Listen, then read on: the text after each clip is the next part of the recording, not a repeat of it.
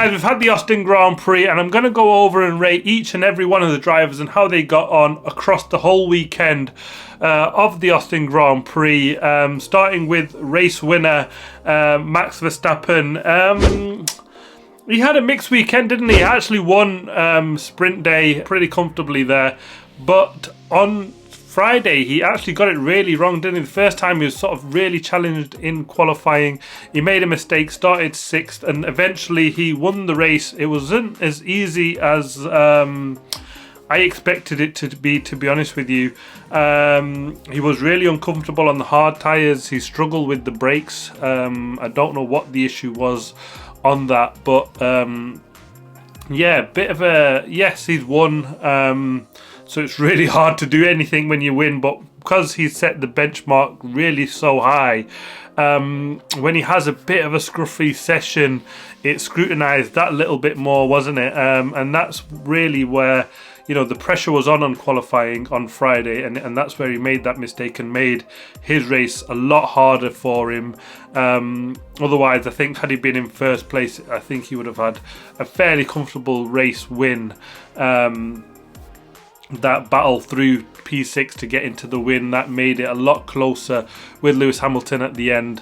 I'm going to go for a 9 out of 10 in the end. I was thinking close to 8, maybe 8.5, but yeah, not a 10 out of 10 weekend because he didn't deliver on qualifying on Friday, but other than that he was magnificent. Sprint victory and race victory, with some gremlins as well, so you can't really fault him too much.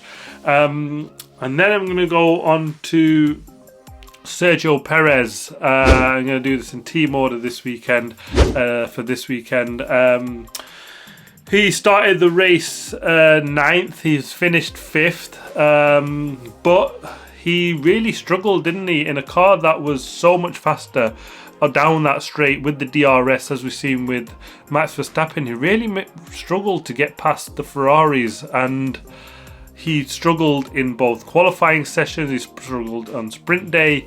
He was better on sprint day, I thought, but on race day, I think that probably, yeah, he's got a fight on his hand for second place in the Constructors' World Championship with Lewis, hasn't he? And the way he's going at the moment, it looks like he's losing that, and that would be big in my view if he doesn't get second in the Constructors, given how dominant that car is in the hands of his teammate. So a lot of pressure on, and I'm going to go for a 4 out of 10 for Sergio Perez for this overall this weekend.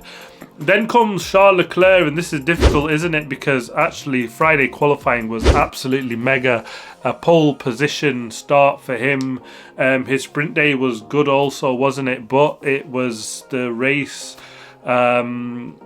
pace in that Ferrari where they've struggled again. The tyres just seem to drop off. They can't manage that throughout a race, and it's what we've seen all season, and they haven't seemed to have got on top of that, the Ferrari team. I'm going to go for a 5 out of 10 just because, maybe he should have called that strategy earlier in the race where, he was the only guy to do a one-stop strategy.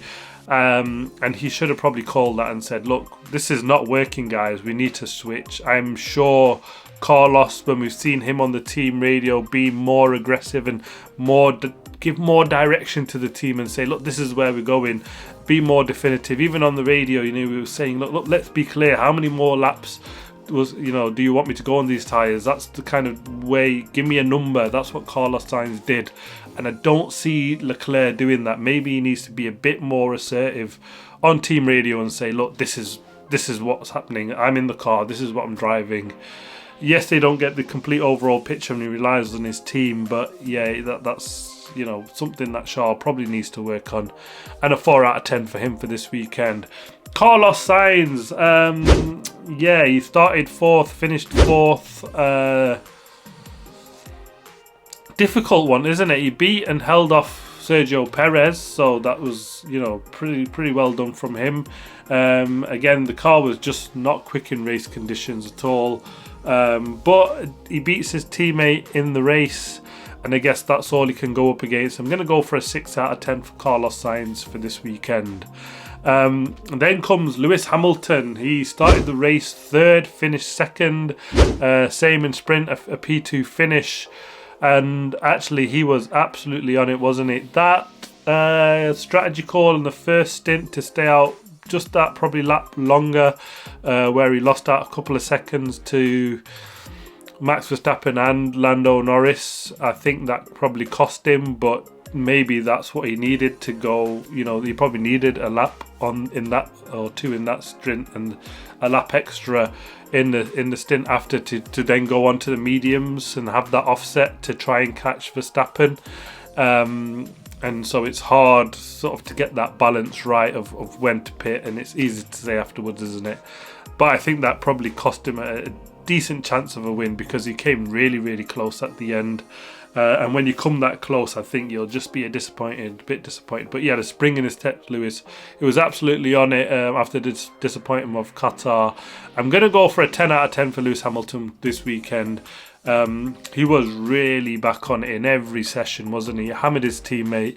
And yeah, on to Mexico we go, and I think, you know, he's got a couple of races coming up and he's building up that momentum, isn't it? Can we see a race victory from him coming soon? That Mercedes is getting better in his hands. Up next is his teammate George Russell. He started the race 5th, finished 7th. He had a really poor start, went backwards. He had a poor weekend overall, isn't he? He's beaten by his teammate on sprint day. He was just nowhere. Never really got on top of the car throughout, and yeah, just scruffy. He'll be disappointed with his weekend, and he'll hope to bounce back in Mexico next time out. I'm going to give him a 4 out of 10. And that might sound really harsh, but yeah, it was, you know, he was really beaten badly by his teammate this weekend. Then comes Lando Norris. He started second and finished third in the race. He had a good sprint race, didn't he, as well? Got into the lead at the race, led early on, did pretty well, and I think it was that second stint where he really struggled on his tyres, didn't he, and the tyres dropping off, and that really cost him in the end. But overall, it's a much better performance from Lando Norris. He was back on top again, isn't it, after a disappointing Qatar. He still sort of carried that disappointment into this race, didn't he? That Qatar result. So good bounce back from him. I'm going to go for a 7 out of 10 for Lando Norris. Then up is his teammate Oscar Piastri, and he started 10th. Had a DNF after a bit of a whack from the Alpine team in the race. And of Ocon, and in sprint day he just wasn't quick either, was he? Again, he was much like Norris, where he was handsomely beaten by his teammate this weekend, and I'm not really sure. I mean, apart from the race, you can't really judge that too much, but even in sprint and in qualifying, he was a fair bit off. Lando Norris was Oscar Piastri this weekend. As brilliant as he was last weekend, he wasn't great this weekend. I'm going to give him a 5 out of 10. Next up, Pierre Gasly, and I think actually they did quite a good job, didn't they, in the end? They probably weren't the fastest overall car. Yeah, they are like probably the 6th fastest car at the moment, even over this weekend anyway, and he was probably slower than the Aston Martins. And a P8 finish, I think they can be happy with that. They obviously were looking to be the 4th fastest team, Alpine, like going off of last year, and they seem to have lost a bit of direction and of where they're going with there. But that was a good job from Pierre Gasly, and I'm going to give him a 6 out of 10 for this weekend. Then comes his teammate Ocon, and he started in 8th and then a DNF early on. He lost so much points of downforce with his incident with Piastri.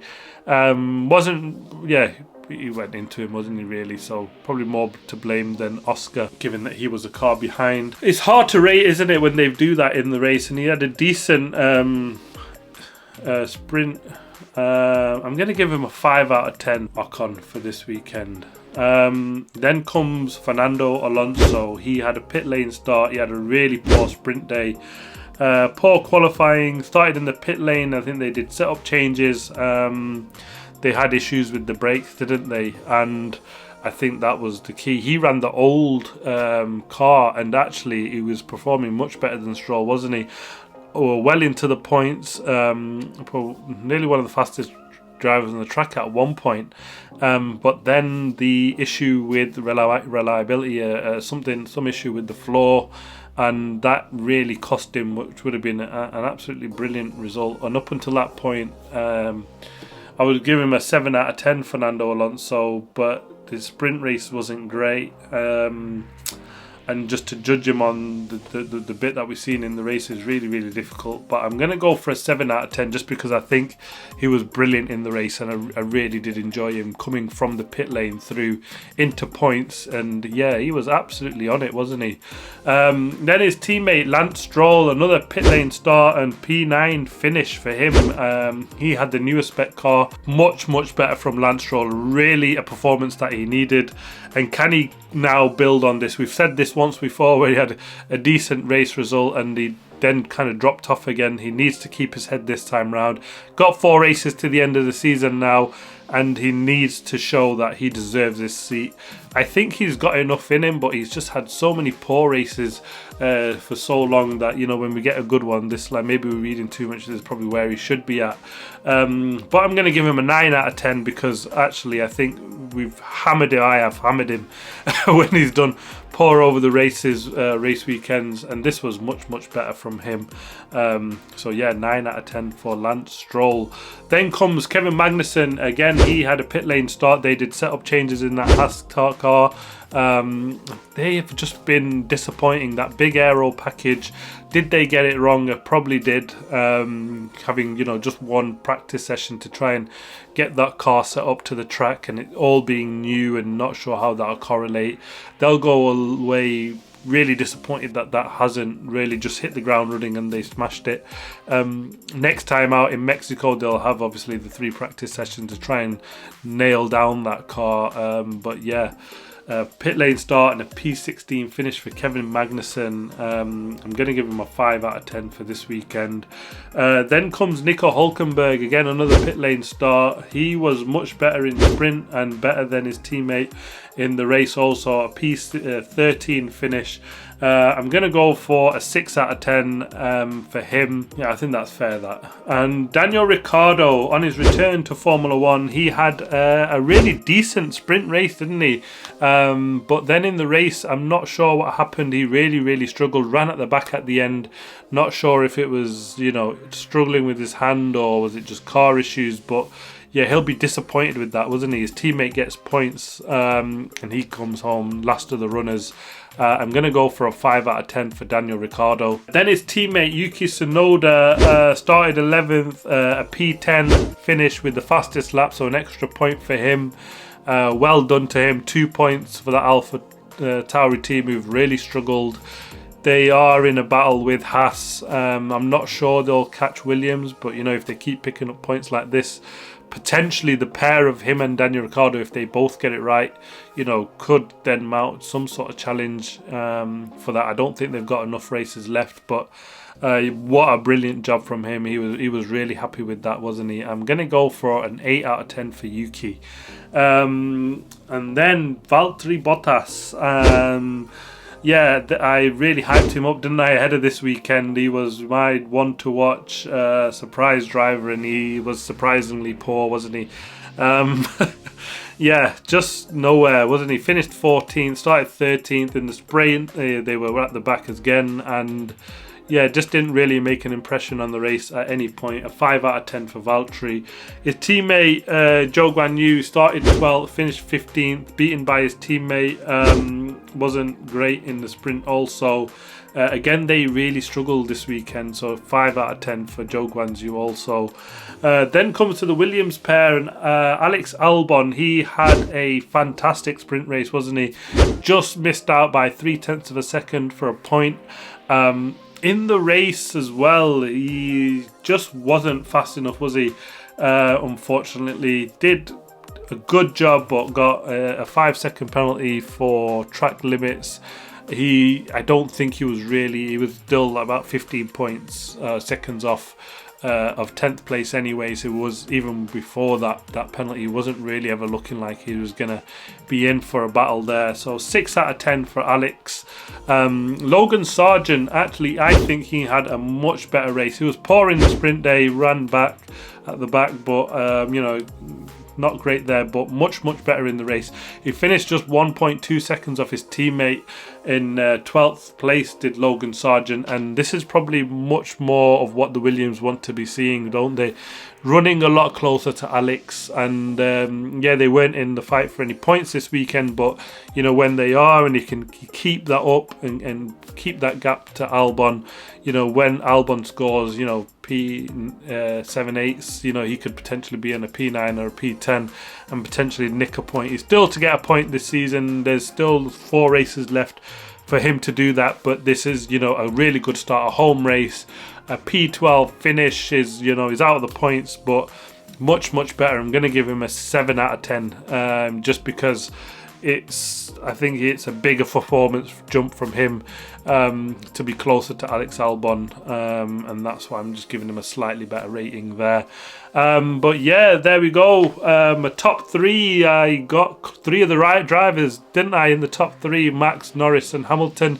Just P2 and P3 in the wrong order. I didn't expect the Mercedes upgrade to be as big of a jump as it was, wasn't it? And yeah, Lewis Hamilton was raving after that, and a fantastic P2 performance and finish from him. But yeah, next out we go to Mexico. Watch out for the race preview. Can't wait for that. Sergio Perez's home race, and boy does he need to put on a performance there. Thanks for watching. Please like, subscribe and comment as always, and I'll see you in the next video.